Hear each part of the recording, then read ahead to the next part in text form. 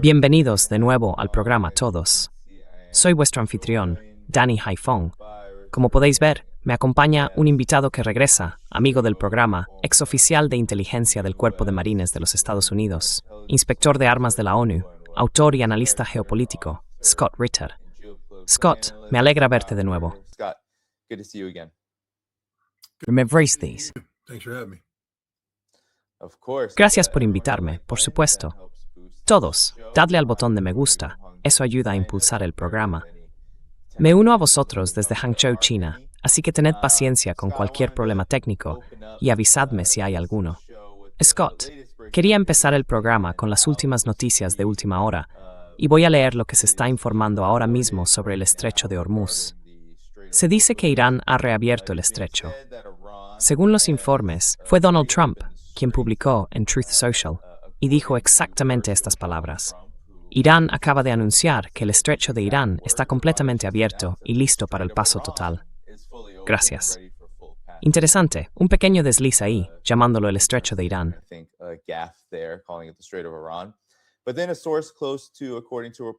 Pero luego, una fuente cercana al presidente del Parlamento, Ghalibaf, dijo que esta apertura es en realidad prácticamente limitada, basándose en el hecho de que ahora hay un alto el fuego de 10 días entre Líbano, incluido Hezbollah, e Israel. Las condiciones para esta reapertura limitada son que todo el tránsito se desvíe a través de las aguas territoriales iraníes por la isla del Arak. Solo se permiten los buques comerciales, y es Irán quien decide qué barcos califican. Los buques vinculados al enemigo quedan excluidos, y los remolques siguen siendo obligatorios por motivos de seguridad y tránsito. Todo el paso está coordinado por la Marina de la Guardia Revolucionaria Islámica, con Irán controlando plenamente el tránsito por los estrechos.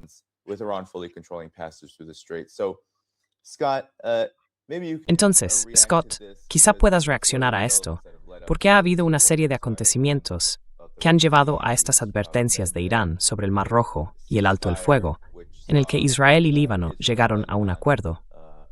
Luego Israel lo rompió al principio, pero ahora parece que las cosas han cambiado, que se han calmado un poco. Trump está garantizando que Israel no atacará durante estos 10 días. E Irán está cumpliendo su palabra, diciendo que actuará de buena fe en torno a este alto el fuego, ya que ha estado impulsándolo desde el inicio mismo de estas negociaciones con Estados Unidos. Así que, cuéntanos tus pensamientos y tu evaluación sobre dónde estamos ahora.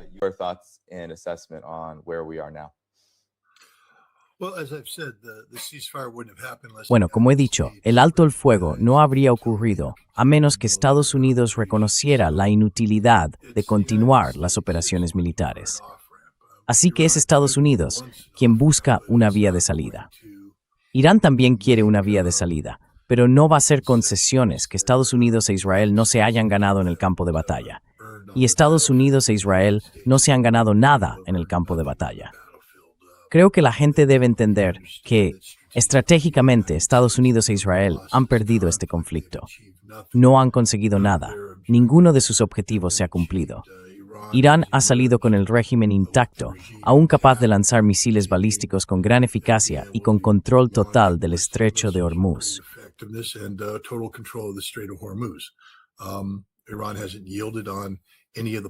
Irán no ha cedido en ninguno de los puntos relacionados con el enriquecimiento nuclear. Y sin embargo aquí estamos, con Trump proclamando la victoria, porque de eso se trata todo esto. Se trata de cuestiones políticas, no de cuestiones prácticas reales.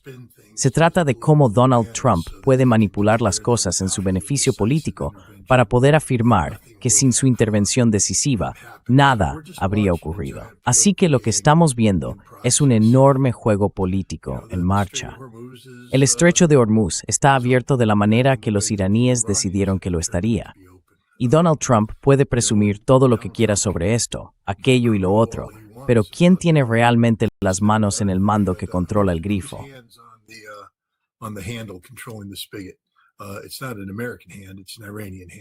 No es una mano estadounidense, es una mano iraní. Y lo que han abierto, pueden cerrarlo. Así que ahora tenemos que ver cómo avanza Trump con esto. si ignorará la declaración iraní, si seguirá insistiendo en el papel que desempeñó, o como ha hecho en el pasado, si de repente declarará que los iraníes son mentirosos, ladrones y sinvergüenzas, y luego volverá a amenazar y fanfarronear. Pero el problema es, ¿amenazar y fanfarronear más? ¿Para qué? Sé que el coronel McGregor anda diciendo que la próxima semana comenzará una gran ofensiva estadounidense. ¿Para qué y con qué? No estamos aportando nada que no hayamos aportado ya, y cualquier objetivo que mereciera la pena atacar ya ha sido atacado.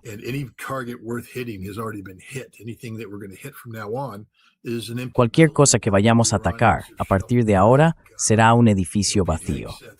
Quiero decir, los iraníes han barajado las cartas.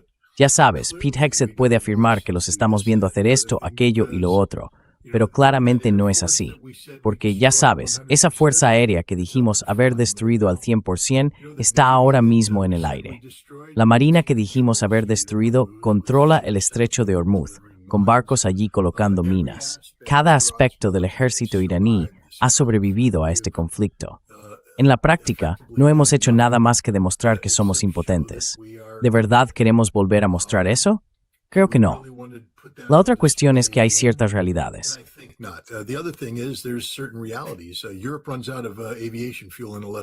Europa se quedará sin combustible de aviación en 11 días. Eso significa que toda la industria aérea europea dejará de funcionar. El precio, acabo de comprar un billete de avión y el recargo por combustible representaba aproximadamente un tercio del coste del billete. Y va a subir porque se ha vuelto una locura. Trump no puede permitirse ir a la guerra con Irán ni continuar con esta guerra.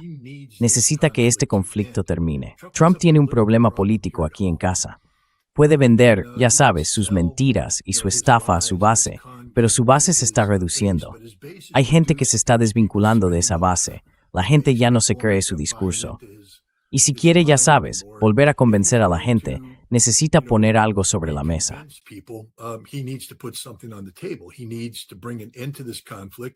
Tiene que poner fin a este conflicto.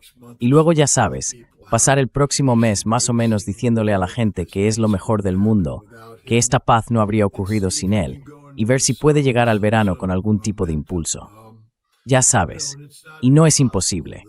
Con las dificultades económicas que tenemos ahora mismo, si consigue que fluya la energía, si logra bajar el precio de la energía, tendrá uno de esos impulsos artificiales de cara al verano. Ya sabes, cuando los problemas de los que es responsable desaparecen. Y él dice, es gracias a mí, soy lo mejor del mundo. Y quizá convenza a suficiente gente para que los republicanos puedan mantener la Cámara en noviembre, que es de lo que se trata todo esto.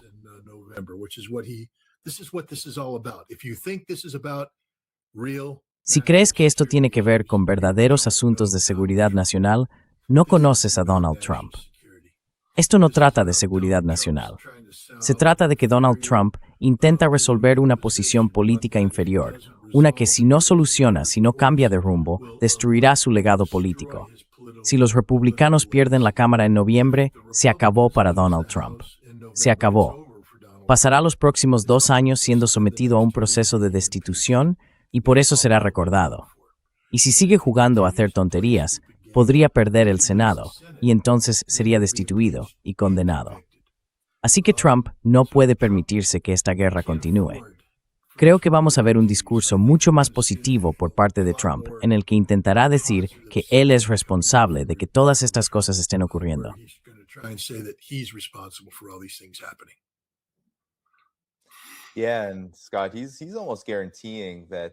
Sí, y Scott prácticamente está garantizando que en los próximos, pocos días, o quizás solo un par de días, se va a alcanzar algún tipo de acuerdo. Y por supuesto se está presentando como un acuerdo completamente favorable a lo que él afirma que son los intereses de Estados Unidos. Pero luego, en el caso de Trump, también dice que este bloqueo que lleva, unos 5 días en marcha, va a continuar, a pesar de que, según él, el estrecho de Irán ha sido reabierto. ¿Qué opinas de esto? Porque es muy contradictorio.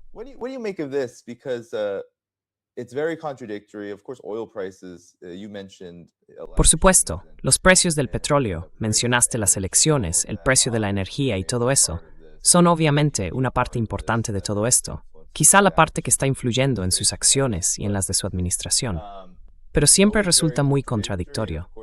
Y por supuesto, la volatilidad de estos mercados a veces es predecible y otras completamente impredecible, lo que hace que tus conclusiones, creo, sean muy acertadas. Así que, hablando de que este bloqueo continúa a pesar de todo, ¿crees que todo esto es solo fanfarronería o más bien belicismo en medio de un intento de encontrar al mismo tiempo una vía de escape, que parece ser el caso? Sí, ¿de qué bloqueo estamos hablando? Sí, el que supuestamente se declaró hace 4 o 5 días, donde yo, por supuesto, envié comentarios y dije, sí, están interceptando todo el Océano Índico.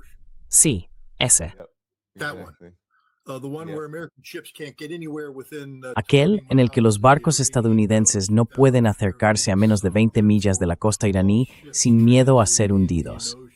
Así que todos los barcos que transitan por el Océano Índico desde el Estrecho de Hormuz se pegan a la costa iraní y no son interceptados por la Marina de Stenillas. Aquel en el que China dice, nos da igual, haremos lo que nos dé la gana, y no nos tocaréis porque eso sería vuestro fin. Ese. Aquel en el que los rusos dicen, atrévete a tocar un barco ruso.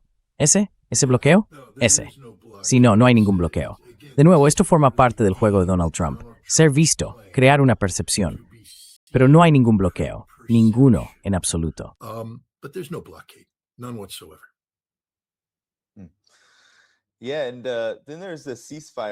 Sí. Y luego está el elemento del alto el fuego. Quiero decir, Irán tenía, como sabes, Scott, esta propuesta de 10 puntos, que ha existido durante mucho tiempo, mucho antes de que comenzaran las negociaciones entre Estados Unidos e Irán. Y una gran parte de ella consistía, ya sabes, en una cesación y un verdadero fin de las hostilidades en todos los frentes de la región, los frentes de resistencia. Y ahora estamos en este periodo de alto el fuego de 10 días. Me interesa saber tu opinión sobre, obviamente estos dos acontecimientos están relacionados, pero al mismo tiempo, tenemos una historia aquí que debemos tener en cuenta. ¿Cómo crees que Irán está abordando esto en términos de avanzar en estas negociaciones con Estados Unidos en medio del alto el fuego? Y luego, por supuesto, las razones y los orígenes del propio alto el fuego. ¿Hay algo sobre lo que quieras comentar al respecto?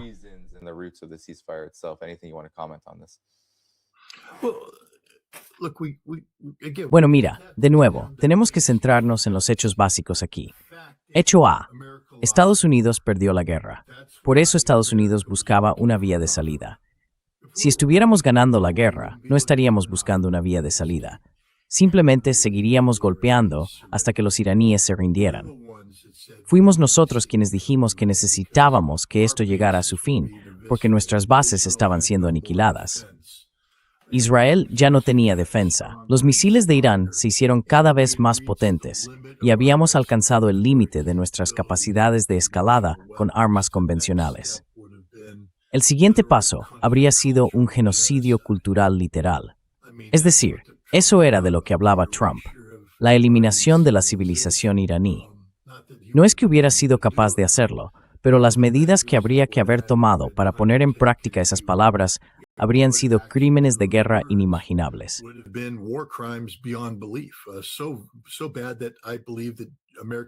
Tan mal que creo que los generales estadounidenses le dijeron al presidente, no vamos a hacer esto. Por eso tuvo que buscar una vía de escape, porque el ejército se negó y dijo, no vamos a cometer crímenes de guerra en tu nombre. Luego estuvo la incursión fallida contra la instalación de almacenamiento nuclear de Isfahán. No podíamos realizar un asalto anfibio en la isla de Karg porque perderíamos a todos. Trump no tenía cartas. Estaba hecho, terminado. Así que buscó esa vía de escape. Recuerda eso. Buscó esa vía de escape por una razón, y la razón era que Estados Unidos no podía cumplir su misión. Entonces, ¿qué está haciendo? ¿Prepararse para hacer qué? ¿Cumplir una misión que ya sabemos que no podemos cumplir? No, quiere un acuerdo de paz. Pero tiene que ser un acuerdo de paz que sea políticamente viable para él.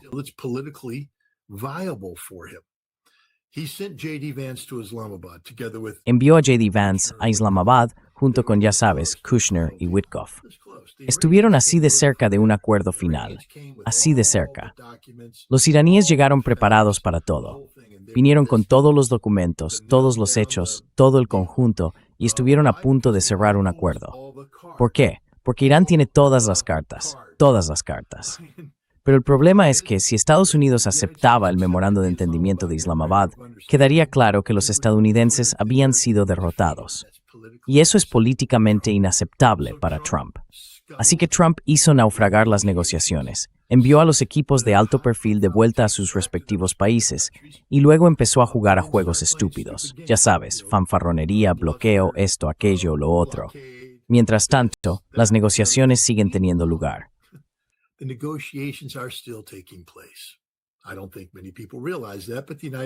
No creo que mucha gente se dé cuenta de eso, pero Estados Unidos dejó un gran equipo técnico e Irán dejó otro gran equipo técnico y están resolviendo todos los detalles para finalizar el memorando de entendimiento de Islamabad. En el momento adecuado, Trump intervendrá y una vez que haya creado la percepción de que su intervención hizo posible este acuerdo, lo implementará. Y ahí es donde estamos. Todo lo demás es pura estrategia, puro teatro. ¿Sabes? El tema del mano es interesante, porque el conflicto entre Israel y Hezbollah no es una extensión del conflicto entre Israel e Irán.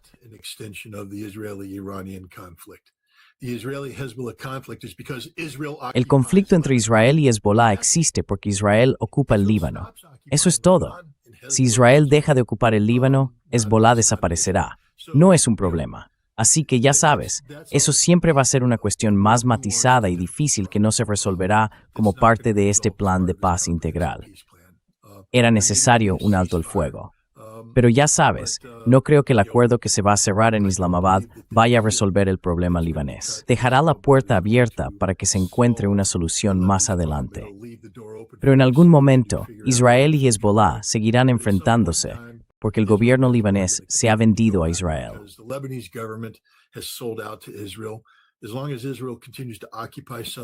Mientras Israel continúe ocupando el sur del Líbano, habrá resistencia, y ese conflicto nunca terminará hasta que Israel sea expulsado del sur del Líbano. Irán seguirá apoyando a Hezbollah, y esa es simplemente la realidad. Eso será su propia pequeña guerra con Ansarallah. Mira, Ansarallah se está preparando para cerrar el estrecho de Bab al-Mandeb. Si lo hacen, será una sentencia de muerte para la economía saudí basada en la energía, que ha desviado la mayor parte de su capacidad de exportación de petróleo del este al oeste a través de un oleoducto. Creo que esto se puede resolver fácilmente. Creo que esto está directamente vinculado a la finalización de aquello. Pero ya sabes, Ansarallah siempre estará presente hasta que haya una solución para Israel y Gaza. Así que ya sabes, quedarán algunos asuntos sin resolver una vez que termine el conflicto básico entre Estados Unidos e Irán.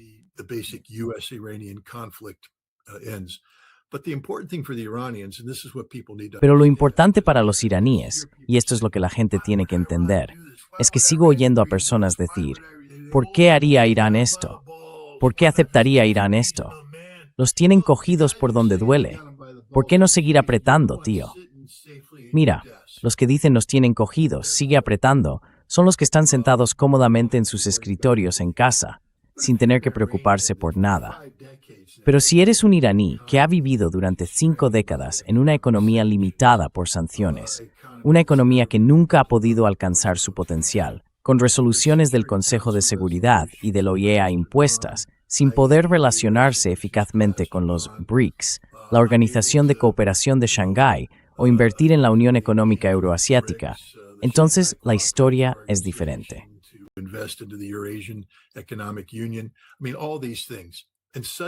Quiero decir, todas estas cosas, y de repente tienes la posibilidad de que se levanten todas las sanciones. No más restricciones.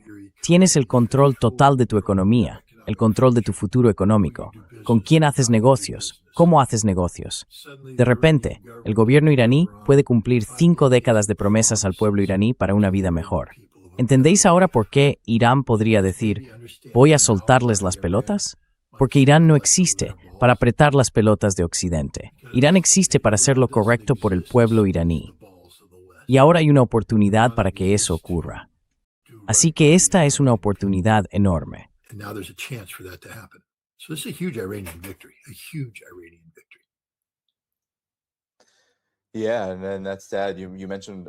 Sí, y eso es triste.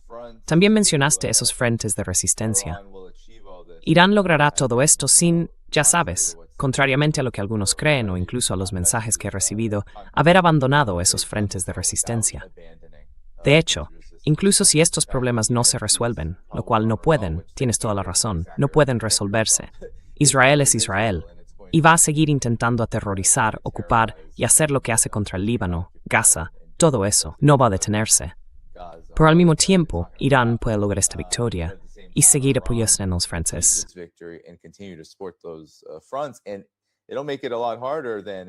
Y eso lo hará mucho más difícil. Y Estados Unidos parecerá muy torpe si intenta revertir todo esto, solo porque Irán sigue apoyando estos frentes. Así que políticamente es un momento muy interesante, y geopolíticamente también, porque indica que, como decías, Irán tiene las cartas en la mano, y esas cartas, de algún modo, existen a perpetuidad. Afectará al futuro de cómo Estados Unidos, si sigue queriendo llevar a cabo un cambio de régimen contra Irán, o intentar, con Israel todo esto. Este momento simplemente no desaparece. Hay aquí una base muy interesante. Tus comentarios sobre esto, llevo unos días pensándolo. Your comments on this. I've been thinking about this for a few days. Yeah, let me jump in on this one because Sí, déjame intervenir en esto porque Irán tiene las cartas en la mano ahora mismo, ya que estamos en un estado de conflicto. Pero entiendes que el juego cambia cuando se deja de dar prioridad al aspecto militar y se empieza a enfatizar el lado económico. Sabes, Irán no puede jugar a las dos cosas. Irán no puede tener el control y luego ir a jugar con los BRICS, ya sabes, como participante económico internacional. Van a tener que soltar eso, y cuando lo hagan, Irán pasará a formar parte de la economía global. Y ese es un juego completamente distinto, donde se pueden aplicar diferentes presiones, diferentes restricciones, y así sucesivamente. Entonces, ¿qué pasa cuando Irán se une a los BRICS? Ahora Irán se convierte en rehén de la animosidad entre India y China. Están en medio de eso ahora. Tienen que jugar esa partida.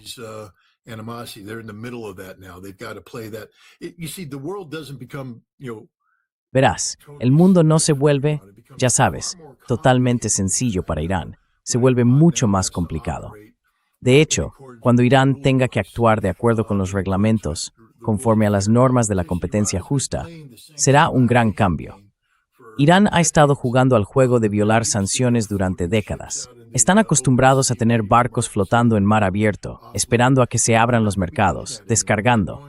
Ya no van a hacer eso. Van a formar parte de la economía libre y abierta, y tendrán que competir. Y creo que será algo estupendo para Irán. Pero la idea de que Irán salga de esto conservando la superioridad que ha ganado con esta victoria no es cierta en absoluto. Porque Irán tendrá que aprender a vivir en paz y armonía con sus vecinos regionales.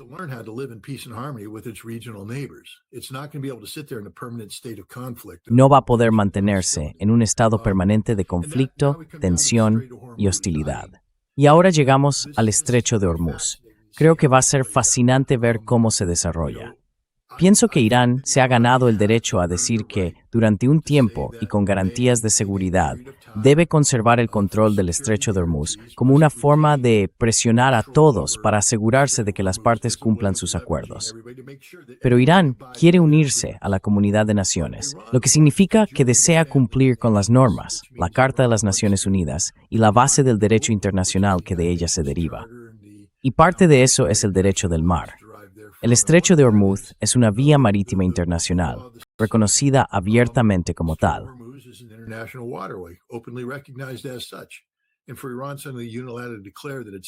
Y que Irán, de repente y de manera unilateral, declare que no, que le pertenece a ellos, coloca a Irán directamente en violación del derecho internacional, un lugar en el que Irán no quiere estar. Así que sí creo que habrá algún tipo de compromiso. ¿Cómo lo resolverán? No lo sé.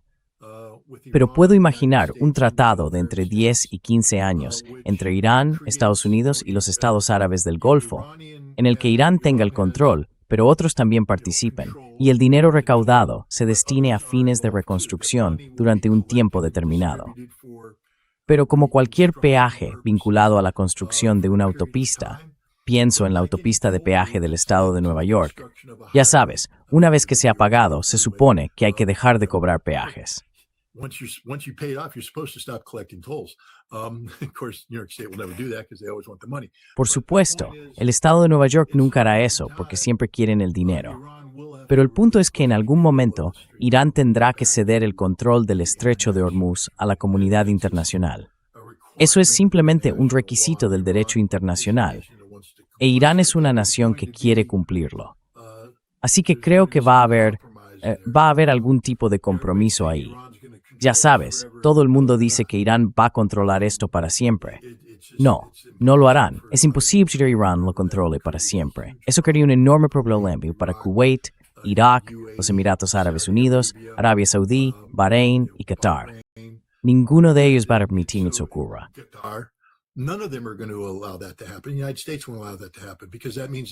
Estados Unidos no permitirá que eso ocurra, porque significaría que Irán controla el acelerador de la economía global. Es inaceptable. Pero Irán se ha ganado el derecho a tener ese control a corto plazo como garantía de seguridad, dado que Estados Unidos e Israel no han demostrado capacidad alguna para decir la verdad o negociar de buena fe. Actúan con perfidia. Creo que Irán está en una buena posición para crear algún tipo de acuerdo basado en un tratado que les otorgue el control por motivos de seguridad, pero que se ceda más adelante. Tiene que ser así, para que Irán, ya sabes, cumpla con el derecho internacional. Siempre me encanta cuando la gente dice, ¿cómo puedes mencionar el derecho internacional? Oye, ¿sabes qué?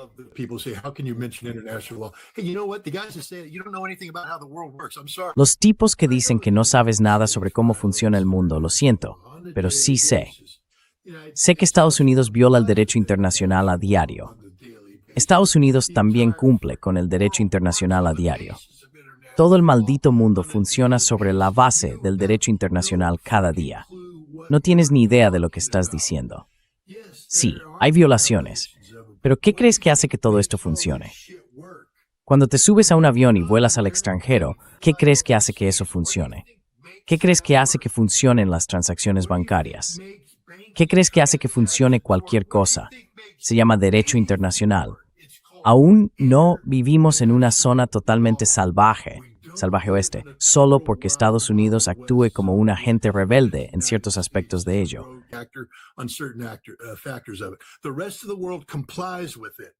El resto del mundo cumple con ello. Esa es la realidad. Así que todos vosotros, los que habláis de esto, no sabéis de qué estáis hablando.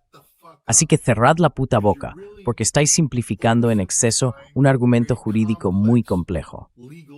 El mundo funciona sobre la base de acuerdos legales derivados del derecho internacional, vinculados a la Carta de las Naciones Unidas y a otros tratados internacionales. Así es como funciona el mundo. Y si no lo entendéis, entonces callaos. Dejad de hablar de cosas que no conocéis. Cuando hablo de derecho internacional es porque conozco el derecho internacional. He estado implicado en él. He ayudado a aplicarlo. Sé dónde se viola, pero también sé dónde funciona. Está ahí, existe, no ha desaparecido. Así que dejadlo ya.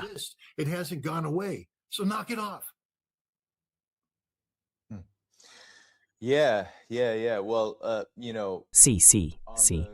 Bueno, ya sabes, sobre la cuestión del estrecho de Hormuz y su estatus, creo que hay dos ideas contrapuestas. Irán y Omán han dicho que en gran parte forma parte de sus aguas territoriales. Gran parte del mundo lo considera aguas internacionales por la importancia que tiene para el comercio global. Y puedo imaginarme perfectamente, Scott, dado que este es el marco en el que están trabajando. Y tú mencionaste la Convención de las Naciones Unidas sobre el Derecho del Mar, que la mayoría de los países, excepto Estados Unidos, la han firmado. Así que puedo imaginarme perfectamente un escenario futuro en el que a medida que las cosas evolucionen, se incluyan garantías de seguridad.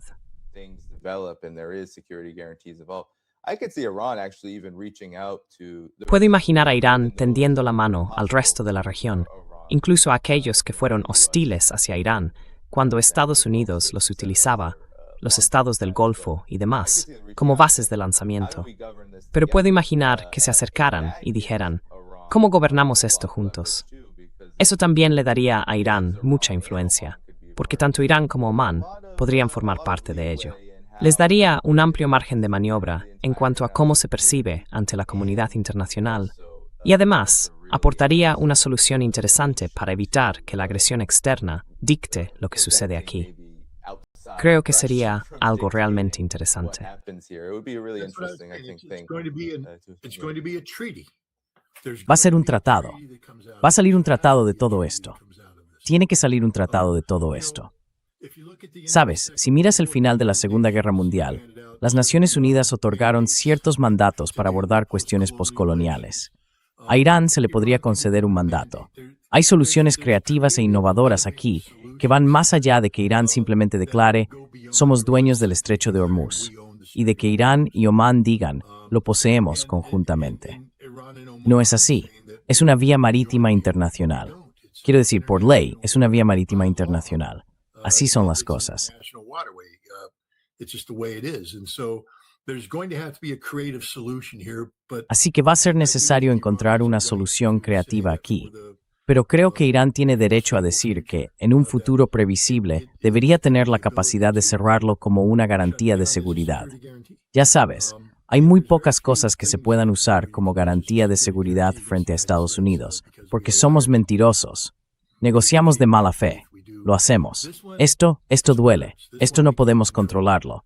Quiero decir, no tenemos una solución para ello. Así que creo que permitir a Irán la capacidad de cerrarlo durante un tiempo, mientras se resuelve el caos derivado de este conflicto, está bien. are sorted out from this conflict is okay. But at some point in time, Pero en algún momento, si lo piensas, los BRICS van a convertirse en un actor más importante en todo esto. Los Emiratos Árabes Unidos son miembros de los BRICS, e Irán también. Tendrán que aprender a llevarse bien. Arabia Saudí fue invitada, puede que ahora vuelva a participar, porque los BRICS son el foro global emergente más relevante. China, Rusia e India son todos actores principales en los mercados energéticos, con China e India destacando en cuanto a consumo de energía. Creo que hay mucho más margen para una solución multilateral basada en tratados a este problema. Creo que tienes razón. Va a surgir una solución creativa que implique a todos. There's going to be a creative solution that involves everybody. Yeah, and Scott, Sí. Y Scott, no sé si viste, en momentos como estos, vemos cómo surge toda la amplitud de contradicciones y conflictos, porque es un momento históricamente decisivo para una guerra como esta. Bueno, Donald Trump salió durante este anuncio sobre el estrecho de Hormuz. Irán lo estaba reabriendo bajo ciertas condiciones. Y dijo algo sobre la OTAN, porque creo que lo que hemos visto en todo esto es que la OTAN y Estados Unidos tienen una brecha mucho mayor de lo que algunos podrían creer. much bigger rift than maybe some might believe. But he said now that the Hormuz Strait situation Dijo, ahora que la situación en el estrecho de Hormuz ha terminado, recibí una llamada de la OTAN preguntando si necesitábamos ayuda. Les dije que se mantuvieran alejados, a menos que solo quisieran cargar sus barcos con petróleo. Fueron inútiles cuando se les necesitó. Un tigre de papel. ¿Qué opinas de esta ruptura? Esto viene ocurriendo desde el 28 de febrero, cuando muchos de estos países europeos se negaron a respaldar la guerra, lo que, por supuesto, enfadó mucho a Trump. Me interesa conocer tu opinión sobre esta división, porque está directamente relacionada con el conflicto en Ucrania, que aparentemente ha pasado a un segundo plano en cuanto a tensión, pero que sigue muy presente. taking a back seat in attention, but still very much going on. Well, this rift dates back to, 2016. Bueno, esta brecha se remonta, ya sabes, a 2016, antes de que Donald Trump fuera elegido por primera vez. Él, ya sabes, menospreció a la OTAN. Dijo que no estaban aportando su parte justa, que las naciones de la OTAN necesitaban pagar un porcentaje mayor de su PIB. Creo que en ese momento se hablaba de llevarlo al 2% del PIB. Ahora está en el 5%, podría subir aún más. Pero no importa, Trump nunca ha visto la relación con la OTAN en términos de factores de estabilidad geopolítica. La ha visto como una relación comercial, una relación puramente empresarial. ¿Estás pagando tu parte justa? Ya sabes, ¿cómo podemos ganar dinero? ¿Cómo podemos venderte más armas? How can we sell more weapons to you? Things of this nature. cosas de esta naturaleza. Y por eso siempre ha habido una brecha ahí, porque la OTAN se supone que es una alianza defensiva transatlántica, y la OTAN siempre ha desempeñado un papel subordinado a los intereses de seguridad nacional y de política exterior de Estados Unidos. Pero cuando Europa y Estados Unidos estaban en gran medida alineados, ocupar un papel subordinado respecto a una postura con la que estabas de acuerdo significaba que podías fingir que no estabas subordinado, que eras un igual. Pero ahora tenemos a Estados Unidos yendo por su propio camino, y Europa y Estados Unidos están totalmente divergentes en muchos temas. Y acabamos de ver eso manifestarse con la situación en el Golfo Pérsico.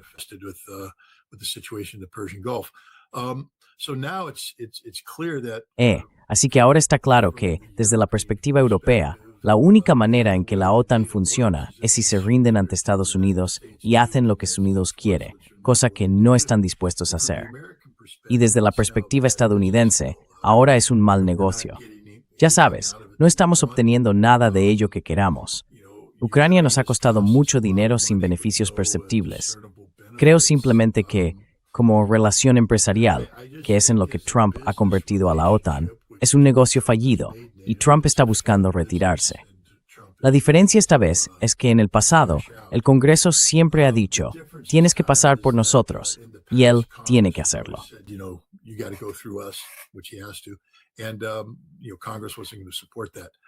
I think right now there's a lot of people in Congress that are bitter about how NATO has behaved. And the other difference too now is that, in the past, NATO was willing to do what it took to keep the United States in. And now you have the Europeans meeting saying, we recognize the inevitability of the American divorce.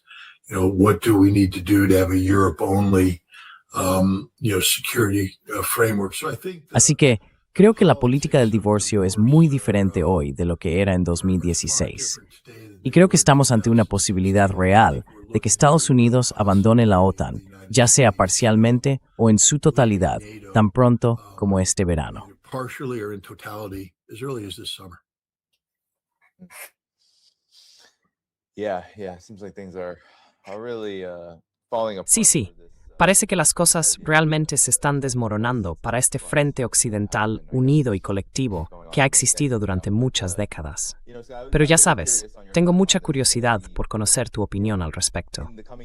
En los próximos días vamos a ver a Estados Unidos e Irán, a través de estas conversaciones, probablemente llegar a algún tipo de acuerdo. Me pregunto, ¿crees que veremos algo sorprendente? Mencionaste el memorando de entendimiento que ya está sobre la mesa. Pero ¿hay algo que vaya a sorprendernos?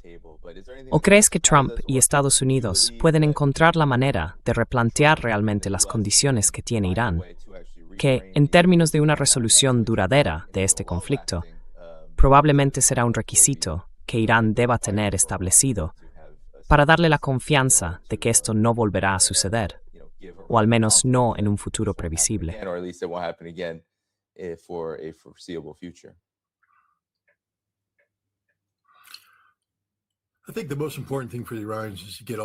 Creo que lo más importante para los iraníes es lograr que se levanten todas las sanciones para reincorporar plenamente al país a la comunidad internacional.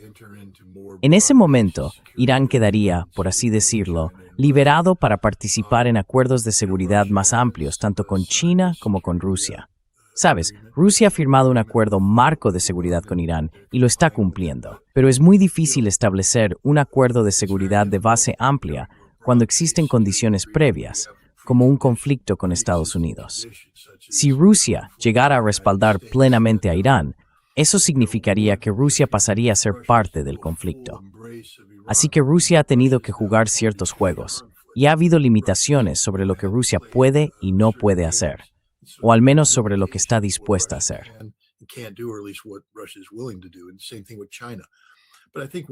Y lo mismo ocurre con China. Pero creo que una vez que Irán esté completamente liberado, podrá renegociar sus relaciones tanto con Rusia como con China. Y esto es una garantía de seguridad. Esto fortalece a Irán. Creo que tanto Rusia como China han observado este conflicto y comprenden las debilidades emergentes de la posición estadounidense. En primer lugar, China. Mira, La política de Estados Unidos respecto a China, tal como se expresa en la Estrategia de Seguridad Nacional de 2025, era una en la que íbamos a contener y restringir a China para demostrar nuestra superioridad militar convencional, es decir, que China no tenía la más mínima posibilidad de enfrentarse a nosotros porque éramos simplemente demasiado poderosos.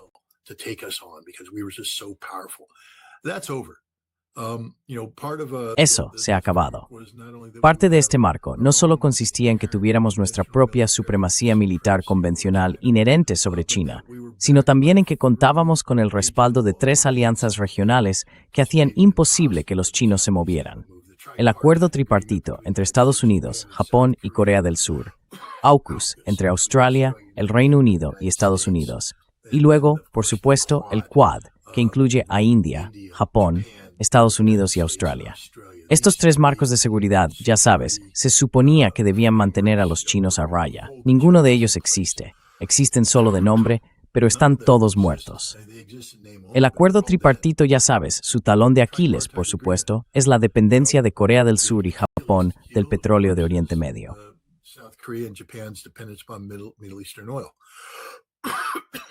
Japanese 93%, South Korea 43%. Their economies are crashing. Moreover, the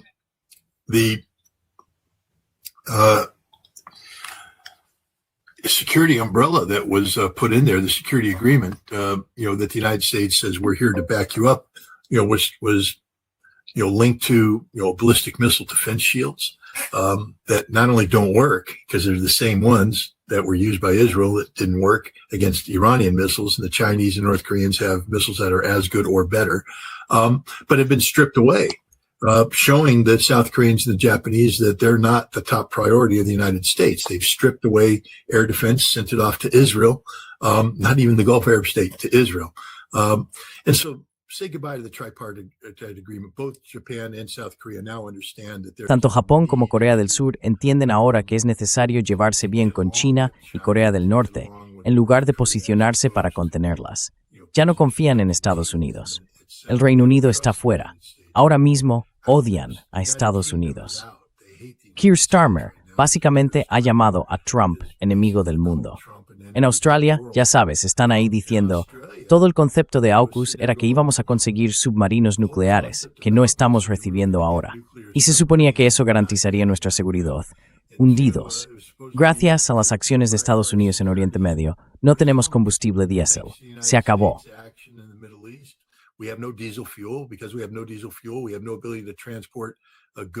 No tenemos capacidad para transportar mercancías. Nuestras tiendas están vacías. Nos estamos quedando sin energía. Es un desastre. Así que, ya sabes, adiós AUKUS. Y el Quad, lo mismo. Japón, fuera. Australia, fuera. India está reconociendo que necesita afrontar las mismas realidades económicas con las que tiene que lidiar Irán, es decir, mantener buenas y estrechas relaciones con los BRICS. Que Estados Unidos es el enemigo, no el amigo. Que necesitan estabilidad regional, y que Estados Unidos, mientras siga alineado con Israel, representa la antítesis de eso. Así que el Quad está fuera. Ahí se van los sueños del Pacífico de Estados Unidos. Europa.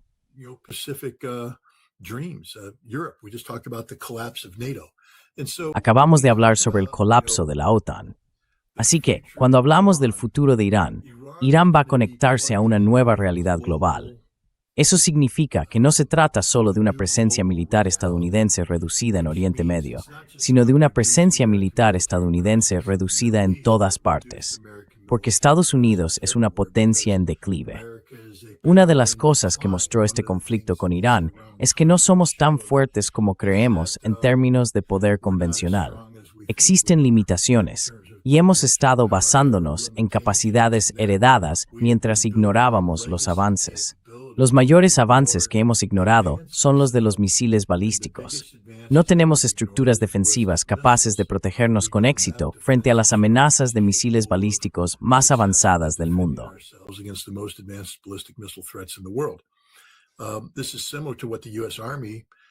Esto es similar a lo que están afrontando el ejército de Estados Unidos y el cuerpo de Marines, que no podemos operar en un campo de batalla moderno. Si pusieras al ejército de Estados Unidos en el campo de batalla en Ucrania, todos estarían muertos en un día, porque no saben cómo operar en una guerra con drones. No comprenden las realidades de ello. Sus tácticas no favorecen la supervivencia en un entorno con drones. No sabemos cómo operar drones en profundidad. No sabemos cómo operar drones en un entorno integrado.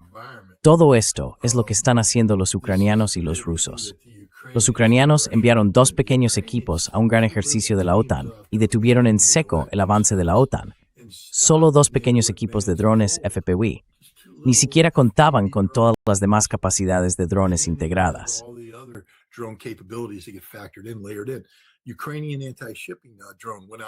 Un dron ucraniano antibuque participó en un ejercicio naval y hundió todos los barcos de la OTAN en el ejercicio sin que ellos siquiera se dieran cuenta. Y los rusos son aún mejores que los ucranianos en muchos aspectos de la guerra con drones. Así que, ya sabes, Estados Unidos es una gran potencia que ha perdido de vista lo esencial.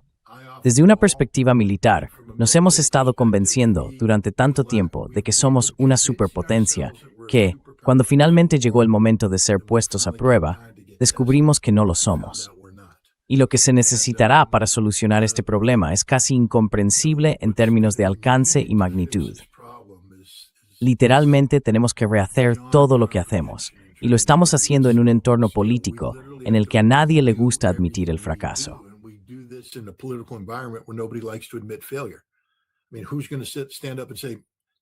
Quiero decir, ¿quién va a levantarse y decir, es culpa mía que durante los últimos 30 años de mi carrera haya estado persiguiendo lo equivocado? Ya sabes, nadie va a hacer eso. Así que va a llevar mucho tiempo que Estados Unidos solucione los problemas que tiene, si es que alguna vez puede solucionarlos. Una de las cosas sobre perder una guerra, y perdimos esta guerra, si es que alguna vez podemos admitirlo, es que se aprenden lecciones. Tal vez podamos volver atrás, aprovechar esas lecciones y hacernos más eficientes militarmente. Pero eso es un arma de doble filo, porque Estados Unidos no sabe comportarse de manera responsable. Me gustaría que redujéramos los aspectos militares de nuestras relaciones exteriores y empezáramos a dar más importancia a los diplomáticos.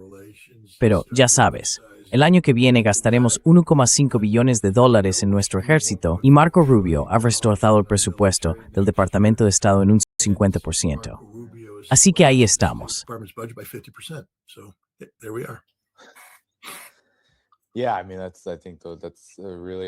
Sí, quiero decir, creo que ese es un punto de énfasis realmente importante. La lección aquí es que aquello en lo que Estados Unidos ha invertido, por así decirlo, como potencia militar, no solo no está funcionando, sino que además muestra claramente la necesidad urgente de un cambio profundo en la forma en que el país actúa en el mundo. Y por supuesto, un cambio así beneficiaría a la gente común en Estados Unidos y le daría al país la oportunidad de descubrir qué tipo de identidad quiere tener en este mundo en transformación.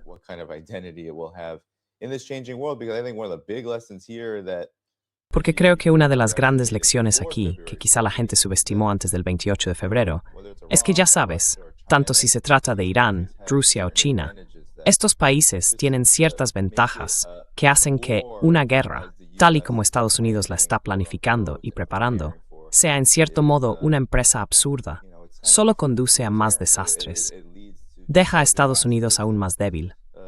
Y eso no es algo que las grandes empresas especialmente puedan soportar durante mucho tiempo si siguen por este camino. Les resultará perjudicial. Así que, ¿qué opinas de esta lección general en cuanto al cambio del mundo? Ahora estamos en un mundo muy diferente. Incluso este último mes, 6, 7 semanas, parece haber cambiado mucho la forma en que lo vemos o en que deberíamos verlo.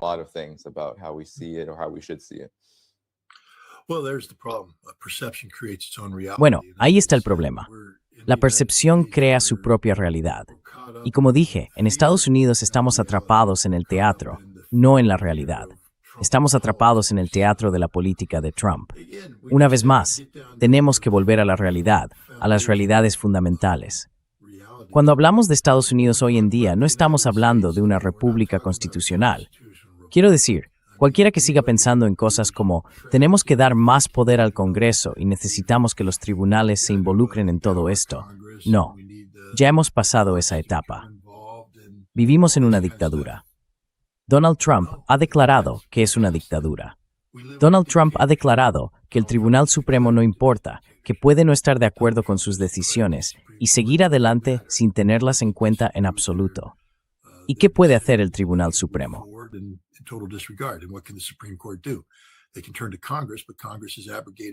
Pueden recurrir al Congreso, pero el Congreso ha abdicado de sus responsabilidades en todos los ámbitos. Cuando tienes a un líder como Mike Johnson, que ha dejado de ser el presidente de la Cámara de Representantes para convertirse en un simple sello de aprobación complaciente de Donald Trump, eso significa que el Congreso ya no existe. No hay controles ni equilibrios. Hemos fallado en el principio básico y fundamental del gobierno estadounidense, democrático y basado en la Constitución, que son los controles y equilibrios, tres poderes separados pero iguales. El federalista número 51, si queréis leerlo, James Madison lo explicó con gran detalle. Así que no estamos ahí. Somos un culto a la personalidad.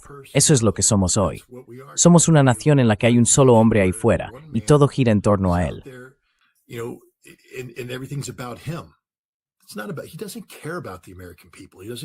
A él no le importan los estadounidenses.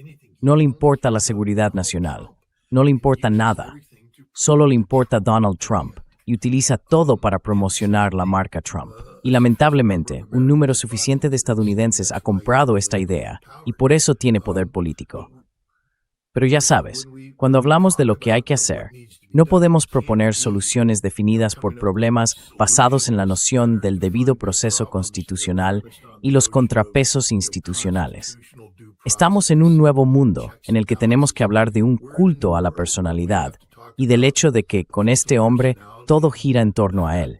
Y de eso estamos hablando ahora mismo. La solución al problema en Oriente Medio no tiene que ver con lo que sea mejor para la seguridad regional o la seguridad global.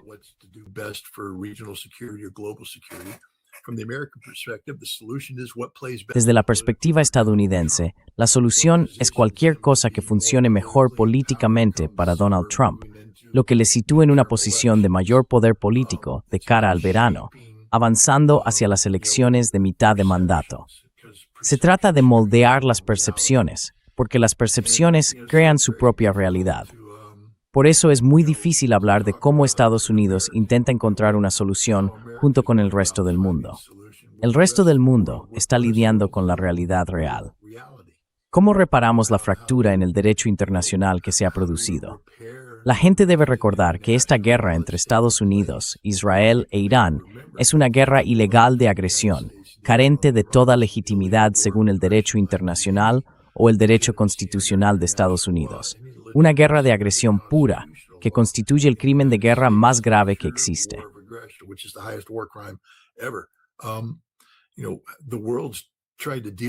Sabes, el mundo ha intentado lidiar con esto. ¿Cómo reparar eso? Y así, el mundo y Estados Unidos ni siquiera están siguiendo el mismo guión. Estamos leyendo dos guiones totalmente diferentes y de alguna manera tenemos que hacer que coincidan. Ese va a ser el mayor desafío ahora mismo. Dijiste, ya sabes, ¿cómo va a vender Irán esto y cómo va a venderlo Estados Unidos? De nuevo, estamos hablando a dos públicos completamente distintos. Y supongo que la única manera de que esto funcione es que Trump se centre únicamente en su propio relato e ignore el hecho de que gran parte de lo que dice puede ser contradicho por la realidad. Porque sea lo que sea que salga de este acuerdo de paz, va a responder principalmente a los 10 puntos que Irán ha puesto sobre la mesa, no a los 15 puntos que Estados Unidos ha presentado.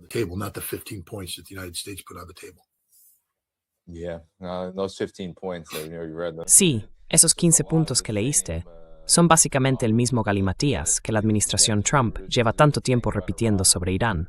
Algunos ni siquiera tienen base alguna para ser objeto de negociación. Así que sí, estoy totalmente de acuerdo con eso.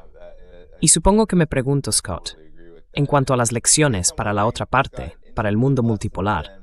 Quiero decir, tenemos a Irán, por supuesto, que está directamente en la guerra y ha tenido que luchar por su supervivencia, su defensa y su soberanía, etc.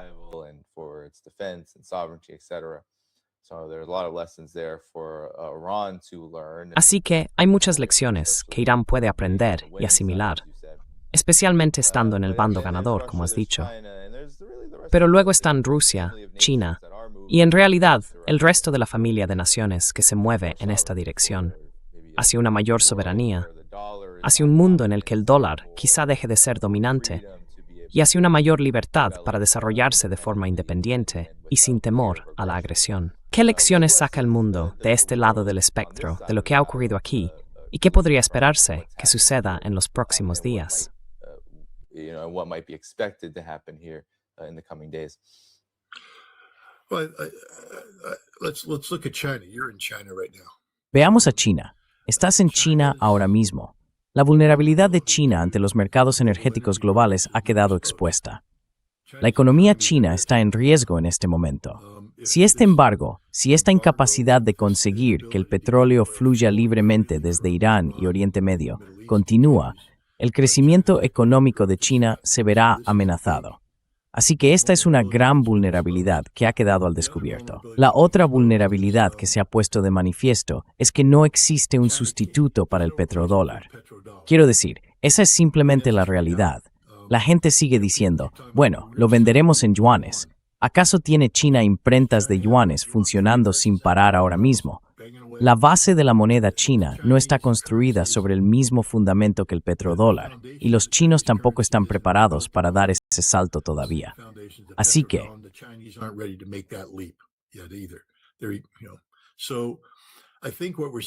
creo que lo que estamos es, ya sabes, no quieren hacerlo. Sería desmantelar la moneda de la economía real, y no quieren hacerlo. Correcto. Así que para toda la gente que dice que vamos a deshacernos de la gasolina, no lo haremos. No por ahora, porque no hay sustituto para ella. Ninguno. El petrodólar existe porque el petrodólar es conveniente. Solo tenemos que conseguir que Estados Unidos empiece a participar un poco. Scott se equivoca en esto. Siempre me encanta cuando la gente dice eso, y tienes toda la maldita razón. No, en esto tengo razón yo. No hay sustituto para el petrodólar. China tiene graves vulnerabilidades energéticas que han quedado al descubierto por esto. Pero también han surgido otras cosas al mismo tiempo. Oíste hablar de los grandes industriales del automóvil de Europa y Estados Unidos que visitaron recientemente China y regresaron con el informe que elaboraron.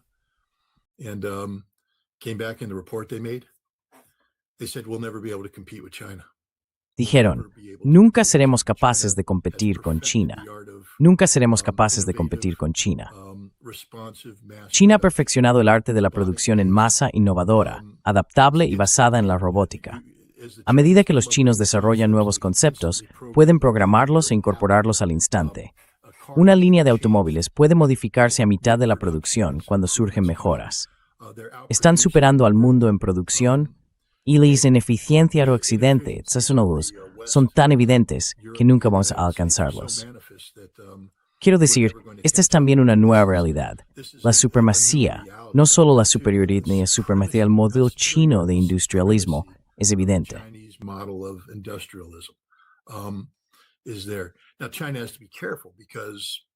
Ahora, China tiene que ser cautelosa porque, ya sabes, todavía tiene vulnerabilidades en su cadena de suministro. Y como dije, acabamos de descubrir que si cerramos el estrecho de Hormuz, China tendrá problemas hasta que consiga más flujo de petróleo desde Rusia. Se habla de aumentar los oleoductos, etc. Pero creo que esta guerra ha aportado mucha claridad a China, a la realidad global de dónde están las debilidades y dónde las fortalezas. Creo que lo que hemos descubierto es que el mundo es mucho más vulnerable de lo que nos gusta admitir. Quiero decir, siempre lo supimos, pero el mundo fingía que no era así. Ya sabes, Danny, hemos tenido esta conversación.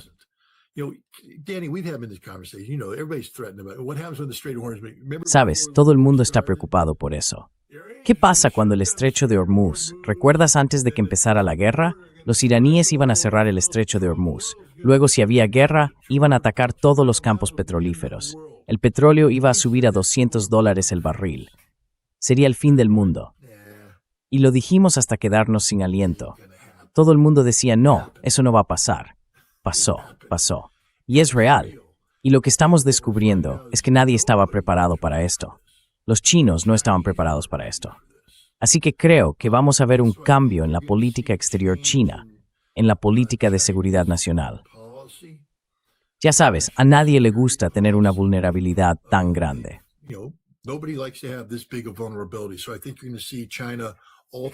Así que creo que vamos a ver a China modificar su enfoque sobre la seguridad energética, asegurándose de no tener, ya sabes, puntos únicos de vulnerabilidad como los que tiene con el estrecho de Hormuz. Pero también creo que veremos a China pasar de la confrontación militar a la competencia económica. También le conviene a China hacerlo, porque son tan dominantes. Son realmente dominantes. Quiero decir, ojalá hubiera hecho esa visita o pudiera haber visto lo que dijeron esos tipos. Pero esos directores ejecutivos estaban sorprendidos de lo buena que es China y de lo mal que estamos nosotros. Porque seguimos siendo, sin ánimo de ofender a los sindicatos en Estados Unidos, pero vuestro sindicato es la herramienta capitalista más ineficiente que existe.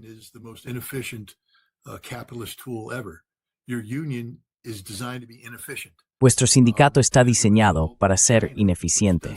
Y como resultado, China, que no tiene sindicato, nos está dando una paliza.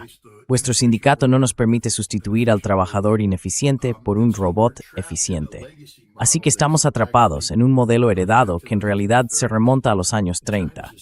Y China está ahí fuera, ya sabes, con su propio legado, avanzando sin parar. No estoy criticando a los sindicatos, solo digo que esta es la realidad, que es un contrato social diferente, ya sabes, con nuestra gente. Y eso nos está frenando. Nos está frenando. Eso es todo.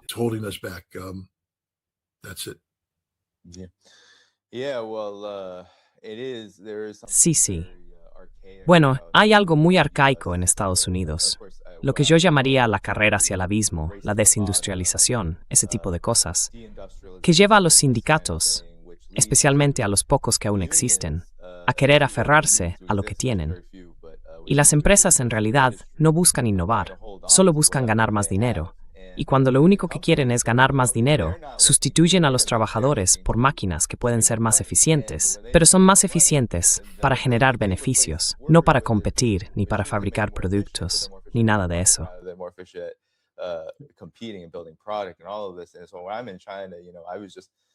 Así que, cuando estoy en China, ya sabes, simplemente voy a tener vídeos y cosas sobre esto más adelante, cuando pueda. No quiero ponerlos en directo porque consume mucho ancho de banda. Pero ya sabes, acabo de visitar Ant Group, que es Alibaba y Alipay y todo eso. Y luego 2 empresas que producen robots y todas esas cosas en las que Estados Unidos está muy rezagado.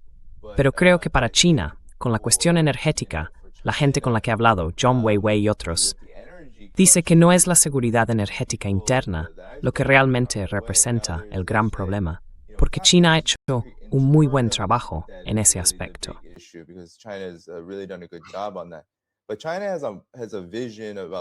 Pero China tiene una visión del mundo diferente a la de Estados Unidos, y esa visión requiere estabilidad. Incluso en los mercados energéticos, depende realmente de la estabilidad, porque China quiere que su producción excedente sea útil para otros. Ahora tiene un exceso de producción y quiere que eso beneficie a los demás. Por eso existe la iniciativa de la Franja y la Ruta y todo lo relacionado con ella.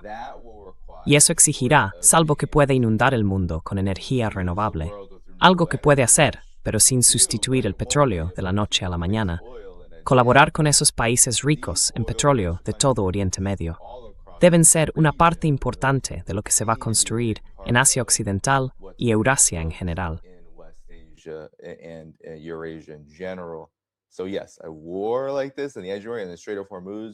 Así que sí, una guerra como esta en esa zona, con el estrecho de Hormuz bloqueado, no serviría a los intereses de nadie. Eso haría mucho más difícil que ocurriera. Y ahí es realmente donde entrarían los problemas económicos de China. Sí, China quiere que su producción excedente sea útil, no externalizarla como hacemos nosotros, hacia paraísos fiscales y regiones de bajos salarios. No, quieren que otros la utilicen para crear más oportunidades de negocio, y esas se encuentran en sectores intensivos en capital. Ahí es realmente donde están los peligros, Porque sí, una gran guerra que dure meses y meses, quizá años, como muchas guerras de Estados Unidos, desestabiliza los mercados energéticos, perjudica a todos.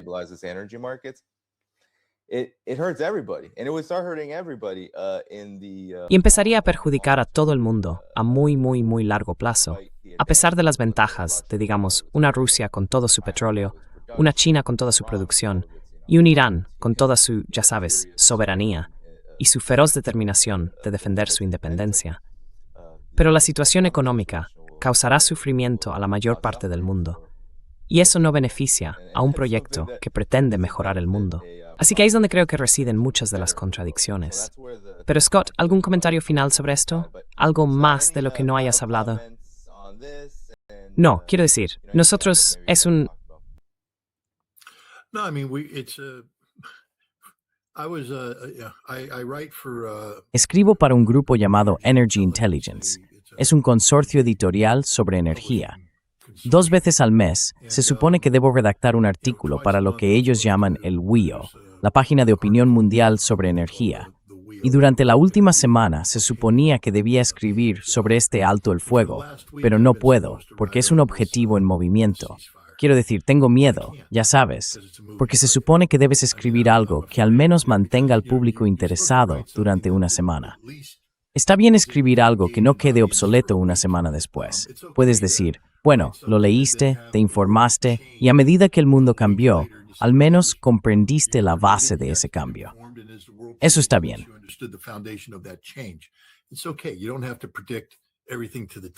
No tienes que predecirlo todo al milímetro. Pero de nuevo, en esta situación, cada día es, quiero decir, literalmente he escrito este artículo 3 veces y estoy listo para enviarlo cuando leo los titulares y me doy cuenta de que no pueden publicarlo porque ya está desactualizado. Y bueno, es frustrante, pero esa es la realidad en la que estamos colectivamente. Todos intentamos, la gente ve tu programa para estar mejor informada. Pero ya sabes, la conversación que estamos teniendo hoy depende de uno de los líderes globales más irracionales e inestables del mundo, Donald Trump. Estamos teniendo una conversación basada en una publicación que hizo en Truth Social hace una hora. Cuando termine esta conversación, puede que publique otra en Truth Social que nos deje boquiabiertos y vaya exactamente en la dirección contraria. Es broma. Y luego, sabes, lo otro también es que no creo que la gente entienda la vulnerabilidad global que ha surgido en torno a la seguridad energética y la desesperación que existe en muchas partes del mundo. Una vez más, solo señalo que si vas a Europa hoy, hay aviones en todos los aeropuertos principales que están siendo retirados del servicio y están haciendo toda esta interacción comercial. En 11 días, todo eso se detiene porque ya no hay combustible de aviación. ¿Qué pasa cuando los aviones dejan de volar? ¿Qué pasa con las industrias? Ya están sobreendeudadas con los bancos. Estamos más cerca del colapso económico global de lo que la gente se da cuenta. Y ese es el peligro de este conflicto, porque hay muchas emociones implicadas aquí.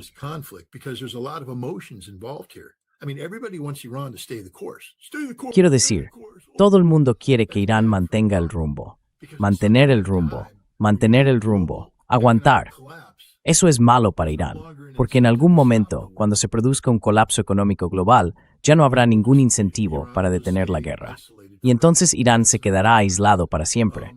Eso no es bueno para Irán, ya sabes. Y también tenemos las presiones que ejerce este colapso económico global sobre Donald Trump, porque le echarán la culpa. Esta es su guerra, su problema. Tiene que liberarse de ello. Pero ya sabes, la política aquí es tal que en algún momento, si a Donald Trump le resulta tan evidente que no va a cambiar de rumbo, puede decidir, bueno, entonces tengo que ir a por todas con la guerra.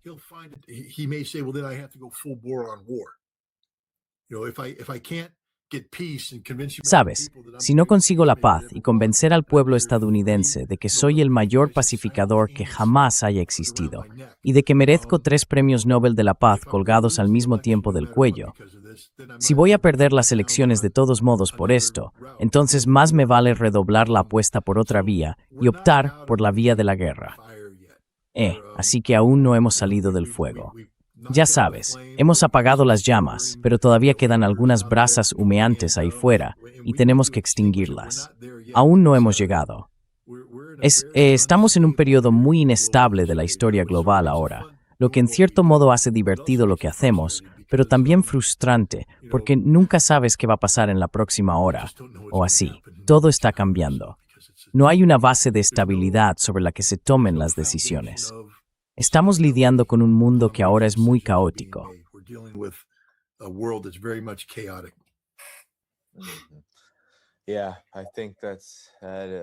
Sí, creo que eso es... No, sé que eso es correcto. Y la realidad lo confirma. Scott, quiero asegurarme de que todo el mundo sepa que debe ir a scottreiter.com en la descripción del vídeo después del programa. Allí podéis encontrar el trabajo de Scott y apoyarle, económicamente y de otras formas. Además, no olvidéis darle al botón de me gusta antes de iros. También quiero dar las gracias a todas las personas que enviaron superchats. Sí, ni siquiera hablamos de esto. Donald Trump dice que no descongelará los fondos iraníes y que se incautará de su administración. Este tipo de contradicciones son las que siempre se oyen de Trump. Pero, como dijo Scott, puede que nada de eso importe mañana. Así que gracias por vuestros superchats y por todo lo que habéis aportado aquí. Y a todos los que habéis visto el programa, a los moderadores que ayudaron con el chat, todo. Scott, ¿quieres decir algo al público antes de que nos despidamos? Scott, anything you want to say to the audience before we head out of here? No, just to reiterate, if you go to my Substack, Solo para reiterar, si vas a mi Substack, streeter.com, acabo de publicar un artículo que es básicamente un informe sobre el viaje que acabo de hacer a Rusia. El viaje fue posible gracias a las generosas donaciones de públicos como el vuestro, así que os estoy contando cómo gasté vuestro dinero. Y también os aviso de que en junio voy a volver. Lo llamo la gira de la venganza, porque en 2024 se suponía que debía hablar en el Foro Económico Internacional de San Petersburgo, pero el Departamento de Estado me retiró el pasaporte. Este año voy a hablar en el Foro Económico Internacional de San Petersburgo y cumplir esa misión.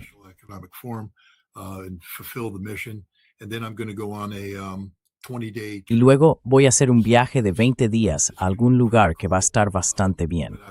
Pero seguiré pidiendo apoyo, porque el periodismo independiente no existe, a menos que seas verdaderamente independiente. Sería muy fácil para mí salir y conseguir patrocinadores, pero entonces uno pasa a depender de esos patrocinadores. La única manera de hacer periodismo independiente es no depender de nadie, y eso solo puede lograrse gracias a donaciones generosas. Así que, si la gente se siente inclinada a apoyar este trabajo, por favor, que visite scottreiter.com y lea el informe de evaluación. Si creen que apruebo, entonces quizá continúen apoyando. Pero agradezco a todos el apoyo que han brindado.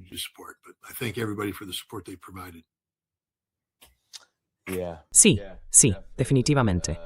Y estoy aquí en China, y habrá vídeos con Chang Weiwei, he hecho una retransmisión en directo desde aquí con él, y habrá más también. Pero todo es gracias al apoyo de esta audiencia, así que, prestad atención. Por eso estoy aquí, así es como puedo venir, pagar estos billetes, que ya no son baratos. No son baratos ahora, madre mía, los billetes de avión están por las nubes. Así que sí, definitivamente, todo lo que dijo Scott. Prestad atención a ello. Gracias por vernos a todos. Dadle al botón de me gusta antes de iros. El Substack de Scott Ritter estará en la descripción y también todos los lugares donde podéis apoyar este canal. Nos vemos la próxima vez. Adiós. See you again next time. Bye-bye.